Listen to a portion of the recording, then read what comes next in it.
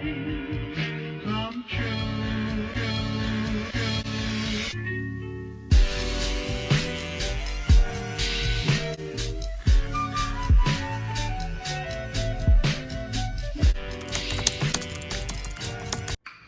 Hey lovers and friends, welcome back to my channel. If it's your first time joining, I do hope you stay, you subscribe, and you become a part of Life with Munch. If you're a returnee, thank you so much for your dedication, time, and your effort. In today's video, I want to share with you guys some of the few apps that I think have changed my life. Okay, specifically editing apps that I use for my social media content creation. So do carry on watching, and I hope you enjoyed this video. So first and foremost, I use an iPhone XR. So when I take my pictures, I use my back camera, so I don't apply a filter. I know this is a filter I know like some people use. It's called Vivid. It's like the first filter when you open the filter options at the bottom. I know some people like to use that. That one enhances like all the colors.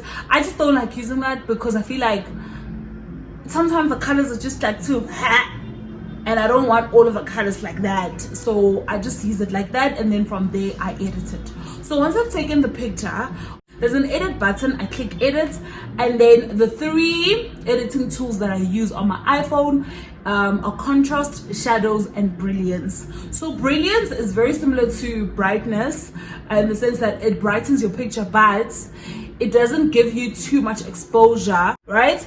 And then the next one I would use is shadows.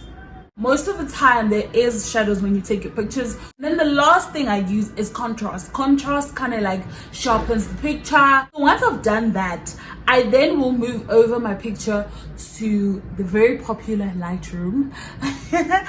I'm ashamed to even say that I hopped on the Lightroom trend where you edit your pictures and they look I'll insert a couple of pictures of what I'm talking about. Honestly, if it were up to me, I'll delete these pictures. I leave those pictures on there because it's a reminder of where I come from. Like after I was like, you know what? I don't like this. This is not me. I am a very colorful person. Okay, girl, what is your Instagram going to look like? Are you going to follow? Are you going to do the white aesthetic? Are you going to do the nude? There's this nude beige aesthetic. And I was like, I can't do neither because first of all, I don't even like nude on myself. I look washed out with nude. I definitely knew that I can't go for that. I can't do the white aesthetic thing because I feel like I'm gonna suffocate. Also because I like things, I like being out, and a lot of places, a lot of restaurants have a lot of color, and I'm not gonna be able to go on the hunt for backgrounds that are all white and cream and beige. I cannot do that. I know some people are able to maintain it, and if you can, that's good. So I was like, you know what, let me be authentic, let me stay true to myself. So I decided to do color grids, like every 9 pictures it's a theme, and to help me maintain that color scheme and to see if this picture is placed where will I like it once I post it on Instagram, I use an app called Preview. So Preview is basically a copy and paste of what Instagram looks like,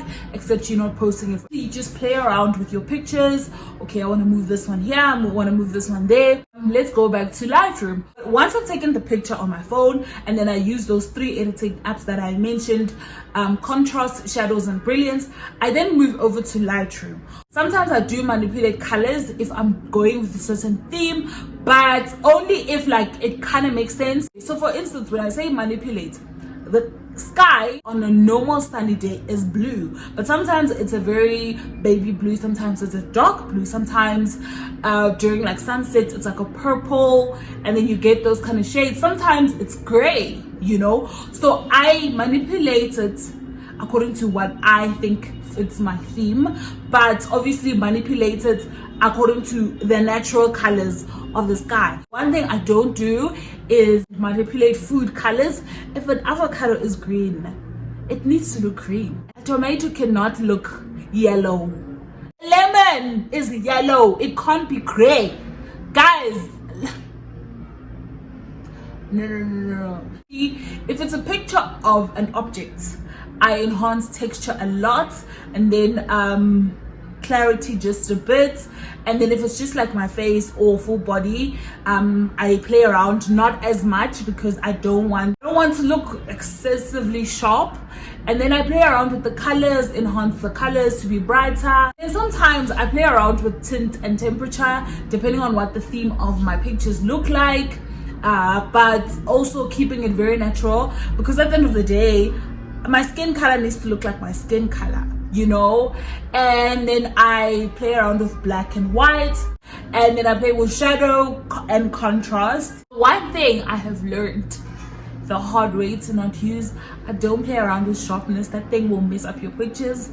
It will look great on your phone, but as soon as you post it on Instagram, I don't know, I think Instagram and sharpness are not, the combos don't communicate, because it ends up looking very, I don't know, looking very weird. So if you want to sharpen your pictures, definitely use contrast and texture and clarity. So once I've saved my pictures, right, I'm happy with them, I'm posting them on Instagram.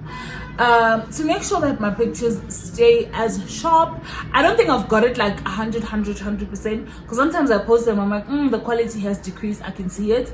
But doing this has improved how they appear. So what I do is I increase lux. So lux goes this way, and then I decrease contrast.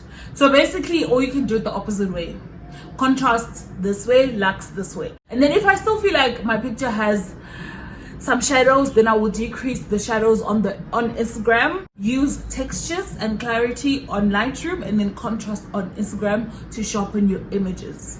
All right, fine. So what happens in the event that I take a picture, there is a stain, the background is white, and I can't retake the image? What I do is I use an app called Snapseed, and from there you want to blur out whatever is cramping your style, but you want to zoom in as close as possible so that you can just blur out that, because when you blur it out, the blur will pick up the surrounding colors. So for instance, if there's something very close to what you want to blur out that is pink, it will blur out into the pink.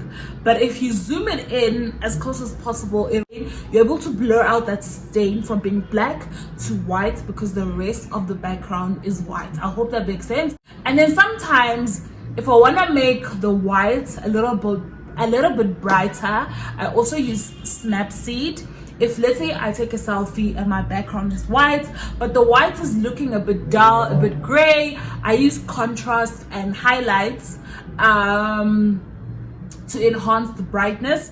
But also same thing goes, you want to zoom in as close as possible so it can enhance the color only on the background. Then the last but not least is called Focos. This app I use to blur out my background. With some of the iPhones, there's that option where you can do portrait. So basically portrait picks up the object and blurs out everything else, right? The only issue with portrait is that it needs to pick up your face for it to blur out everything else, and you need to be very close to the camera.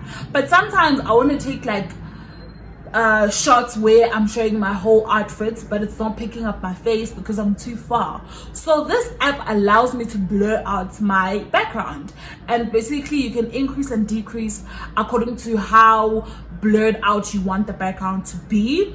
And I really love this app as well, because my phone doesn't blur out objects the way I would want when I use the portrait mode.